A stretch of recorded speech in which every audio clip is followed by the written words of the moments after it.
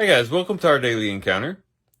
As I mentioned in the video about 2024, the reading plan that we're following is a chronological plan that goes through the Bible chronologically.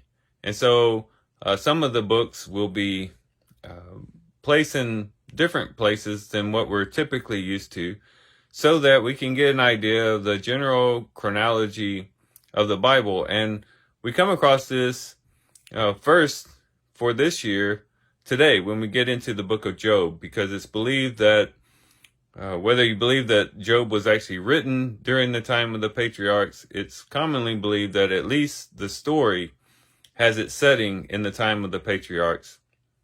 And so the book of Job is placed here in the book of Genesis around the time of Abram. And so we are now going to get into the book of Job, and we'll be in the book of Job for some time. And we're going to be exploring great themes, big lessons that we can draw from the book of Job. And the very first one is the most obvious one, and perhaps the one that's really being brought before us. And that is that sometimes, for reasons that we don't oftentimes understand, God allows the righteous to suffer. Again, that's a big theme in the book of Job, as Job and his friends get into this debate about what was the source of Job's afflictions. We can see that this is brought forth as Job, time and time again, proclaims that he is innocent, that he hadn't done anything to deserve what had happened to him. And his friends saying, well, we know that God is just and God would not allow such things to happen to a righteous person. So Job, you must have sinned in some way. And if you'll just confess that sin, then God will restore you once again. And so this theme really follows through the majority of this book. And it's a very important lesson. It's an important lesson for people of all ages, of all generations, to understand. The original readers would have taken this in and recognized the fact that when they encountered their own difficulties and hardships in life, that it didn't necessarily mean that God had forsaken them or that God is unjust, but that they should faithfully cling to the Lord and stay close to the Lord, even when they don't understand why they're having to go through what they're going through. And that lesson is a lesson that all generations need, even unto today.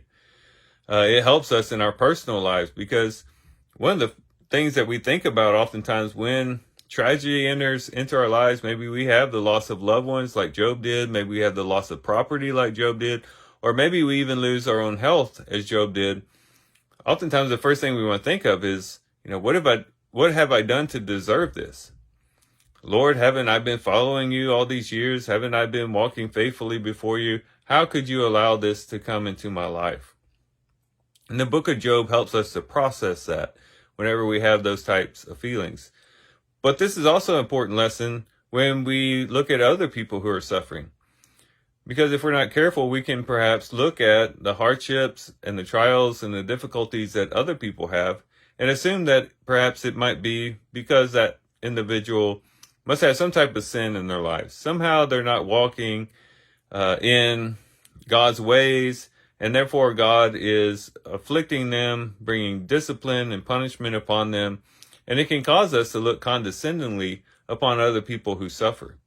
And so this lesson is very important, whether we're thinking about our own lives personally or we're looking at other people's lives in the way that they are having to deal with struggles.